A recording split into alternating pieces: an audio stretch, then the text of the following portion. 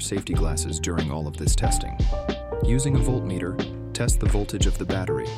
If it is less than 8 volts, discard the battery.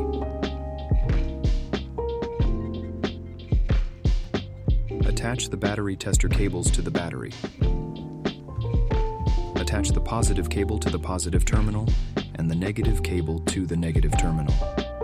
For the 2900, 5000, and 5700 machines, turn the battery tester load knob to 540 amps.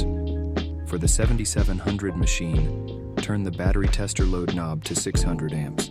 The result should be 6.4 volts or more at room temperature. If it is less than this, discard the battery.